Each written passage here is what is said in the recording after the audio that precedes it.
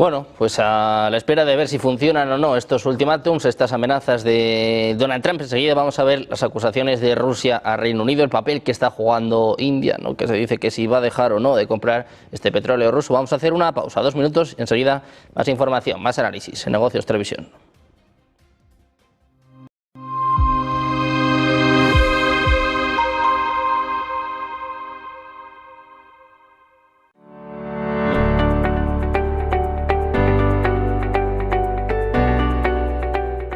El ministro de Defensa alemán se le escapaban determinados temas. Todos estamos siendo, dice, observados y grabados, y no sé qué más, dice Pistorius, por satélites rusos, chinos y de otros países.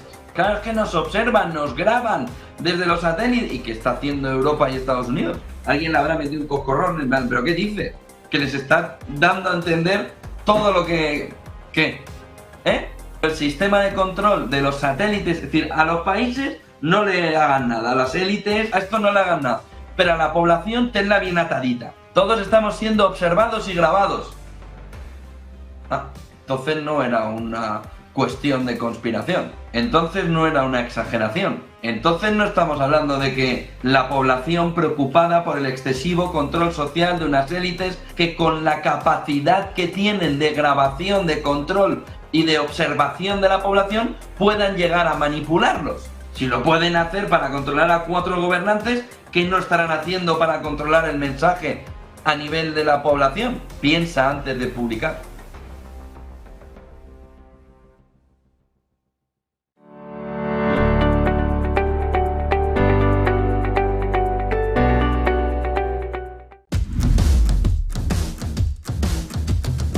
¿Puede privatizarse la democracia? Quizá es esa la pregunta que nos tenemos que hacer todos. Un globalismo que afecta a todo lo que sustenta nuestras vidas. Realidad económica tangible, necesaria de analizar.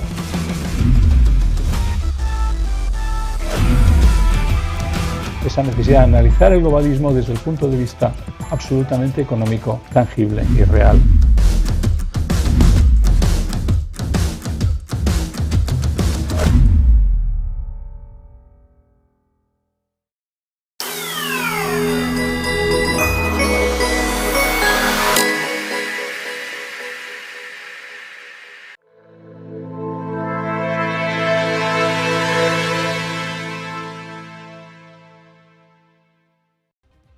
Seguimos en Negocios Televisión, seguimos mirando a las últimas horas, pendientes de esta información de Axios. Les decíamos que se esperaba una llamada entre Trump y Putin en el día de hoy, pues está confirmándolo ahora mismo la Casa Blanca. Un funcionario dice literalmente: Trump y Putin hablarán en el día de hoy. Pendientes de esta llamada telefónica, de si avanza o no en este camino hacia la paz en Ucrania. Nosotros vamos a mirar otro de los focos de tensión entre Rusia y Estados Unidos, entre Rusia y la OTAN. Muchos de ustedes se acordarán de la operación Telaraña allá por el mes de junio. Hoy hay declaraciones por parte del FSB. Te quiero preguntar por ello, Santiago. Rusia está acusando a Reino Unido de organizar sabotajes, actos de terrorismo. Hablaba de esta operación Telaraña, pero incluso hablaba de estos drones que han sobrevolado países europeos.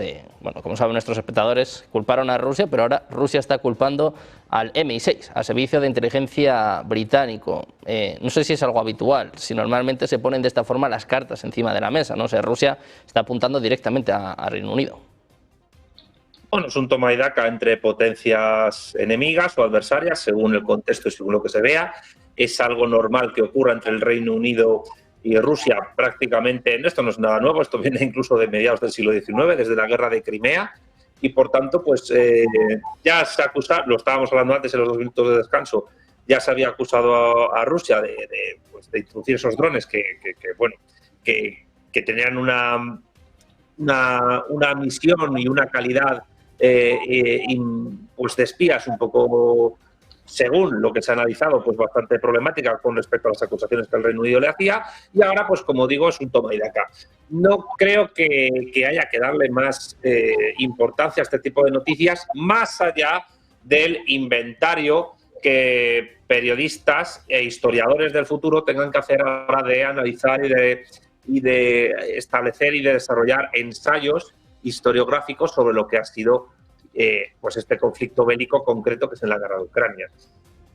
A mí me preocuparía más que los drones que llegaran al territorio controlado por Rusia, pues en vez de ser británicos, pues fueran chinos. Pero claro, eso no caerá esa breva porque la relación es otra.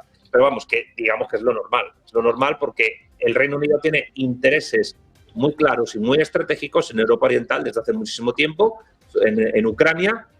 De hecho, fue el Reino Unido el que fomentó el nacionalismo ucraniano para balcanizar al Imperio ruso ya en el siglo XIX. También lo fomentó el Imperio austrohúngaro, aunque luego, pues al final, el Imperio austrohúngaro quebró, el ruso también, pero luego se formó otro, el soviético, y poco más hay que decir a esto. Es decir, no voy a decir tampoco que sea una anécdota, pero lo que sí es cierto es que pues son acciones bélicas normales en el contexto de este siglo.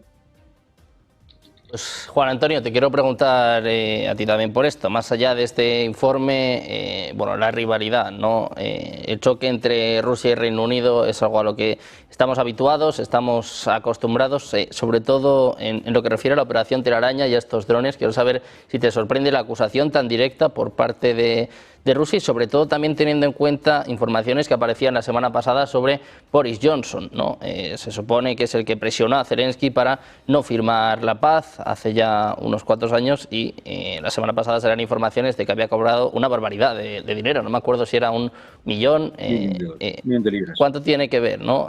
Todo esto, ¿no? Este choque entre Rusia y Reino Unido? Vamos a ver, en la geopolítica británica siempre ha sido fundamental conseguir que ninguna potencia europea le hiciera sombra. Esto ha sido, como bien ha dicho Santiago, una cosa que viene hasta el siglo pasado. Del siglo pasado, no, del XIX, prácticamente, contra el Imperio ruso.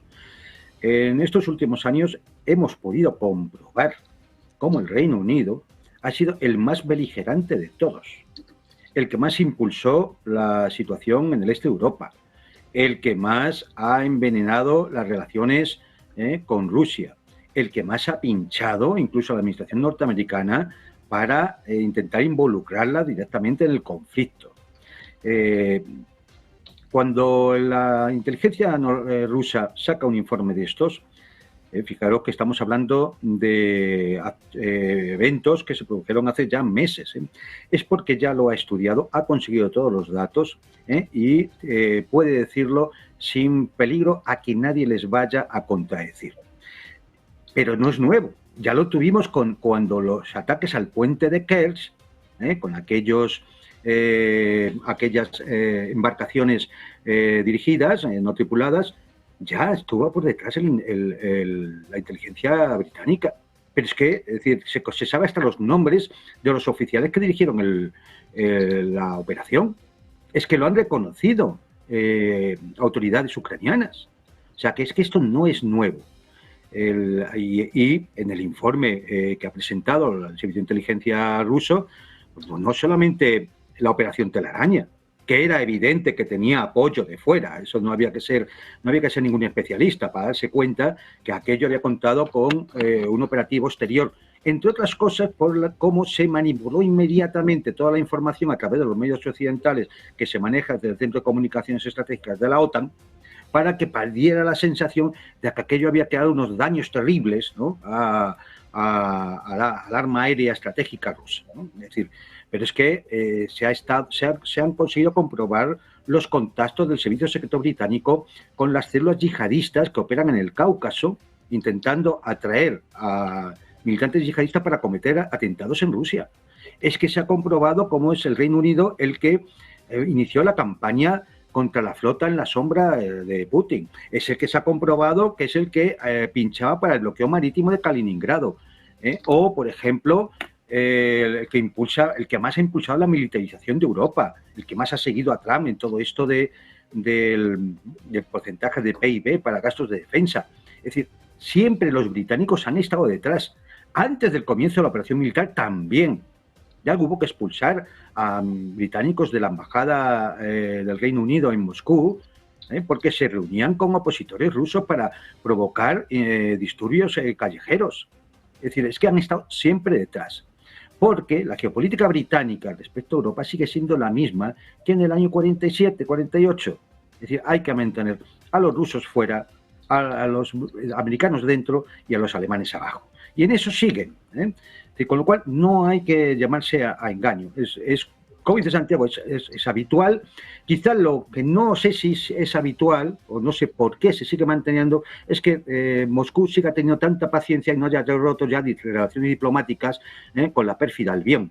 Porque es que, es decir, es permanentemente la insidia, la provocación, buscando de qué forma incendiar los países o los territorios, pero no solo ya en Europa del Este. No nos podemos acordarnos ya desde la declaración Balfour la que ha montado en Oriente Medio, o el conflicto entre Pakistán e India.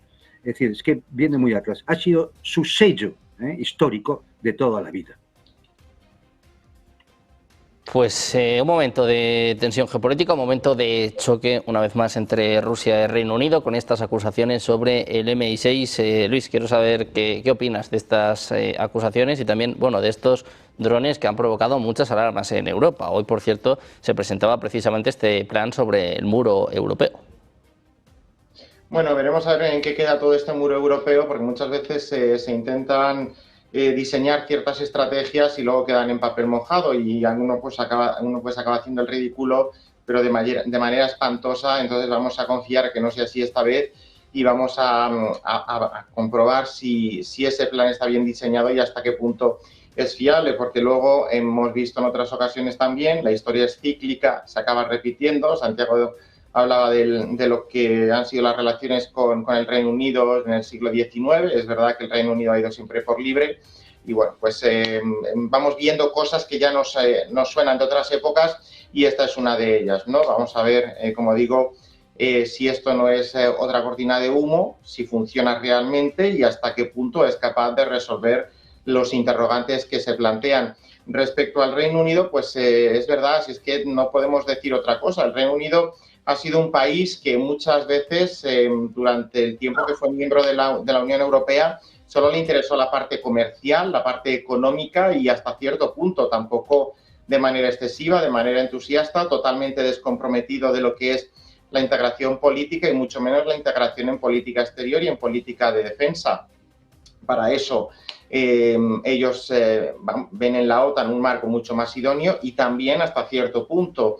Yo me quedo con una frase que dijo ahora que hemos sacado a Boris Johnson y las Johnsonadas que hizo, pues con el Brexit se puso en marcha un plan que era Global British, ¿no? Y bueno, yo no sé hasta qué punto eso se ha cumplido o ha cumplido las expectativas, pero el Reino Unido siempre ha llevado una línea particular, ha sido un verso suelto dentro de Europa y salvo Irlanda, que en otro momento no existía, por volver un poco al siglo XIX, en el que Irlanda pues seguía siendo parte del Reino Unido, lo que pasaba en el continente primero era algo que al Reino Unido le daba igual siempre y cuando no le afectara, era algo que estaba al otro lado del Canal de la Mancha, que se mataran los continentales, pero mientras ellos se sentían a salvo al otro lado del mar, pues todo daba un poco igual y evidentemente, como ha dicho Juan Antonio, esa máxima, que no haya ninguna potencia europea con capacidad para hacerle sombra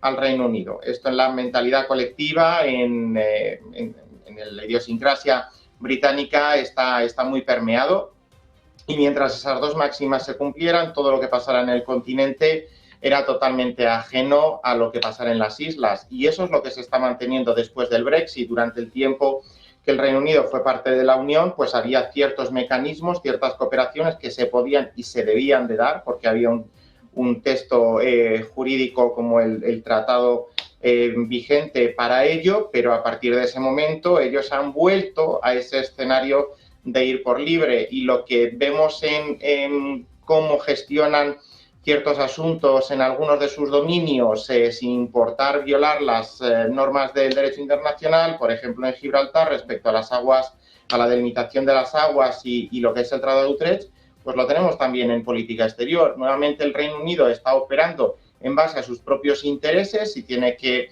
hacer competencia o incluso no provocar, pero sí no cooperar de manera armoniosa, vamos a utilizar un símil diplomáticamente correcto, con los socios del otro lado del estrecho del Canal de la Mancha, pues no pasa nada. Lo primero es el Reino Unido y esa es la línea que va a seguir y seguirá. Y da lo mismo que aquí haya un primer ministro conservador, como era en su momento David Cameron, como Boris Johnson o ahora que está Keir Starmer. Y si mañana viene Nigel Farage, pues todavía con más ahínco.